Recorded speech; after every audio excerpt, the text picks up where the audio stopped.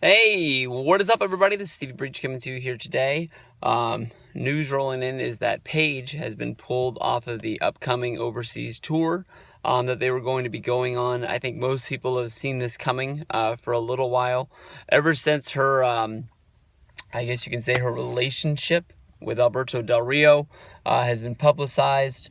You can really say that Paige has really sort of taken a back seat, I guess you can sort of say, in the women's division, even since before that, maybe even since before WrestleMania, when they went in the way of the three-way with the Divas Revolution, Charlotte, Becky Lynch versus Sasha Banks three-way, which was a really fucking awesome match.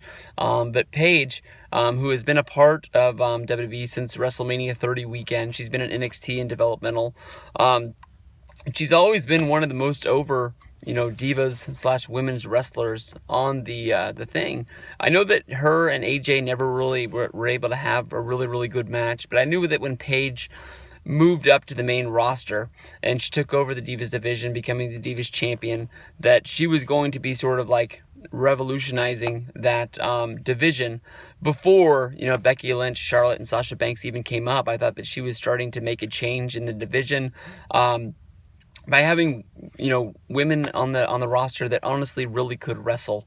I know that Paige has her issues that she is sort of become. She doesn't really fit the goody two shoes image of WWE. She's very outspoken. She will say what she believes, and she does get into trouble here or there along the way, which is fun to watch on Total Divas and things like that. But I wish that WWE could find a spot for Paige that's on the main roster.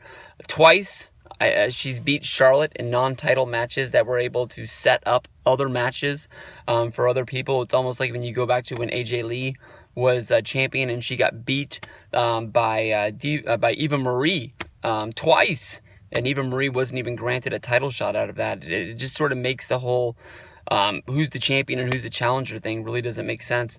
I think that Paige really is, one of the best women's wrestlers there is on the roster. I'm not taking anything away from, Dana Brooke, Sasha Banks, Charlotte, anybody else that's out there. I mean, Natalya, even though she is, I don't know how to say it, getting older, she really can go. And the matches that she's had with Becky Lynch have been really, really good.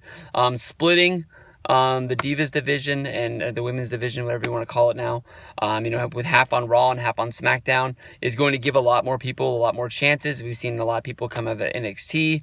The big girl, the Rock's cousin or whatever it is, I can't remember what her name is. She's on the main roster having squash matches. And you've got Alexa Bliss, who got moved up on the SmackDown roster. There's a lot of chances being floated around for a lot of people right now. So we'll have to see what goes down from here. But I'm just hoping that Paige can get back on the straight and narrow and be on the in and in with WWE. It's been a long time since she had a feud that meant something. And I know that Bayley coming up on the main roster on the pay-per-view, teaming with Sasha Banks, was a great moment. Made Sasha Banks cry, made her feel all excited. And Bayley's going to be getting moved up shortly after SummerSlam is what the word is. But I still hope there is room for Paige because I think she is a great wrestler. I think she is one of the most over women on the division. And we'll have to see where it goes from there.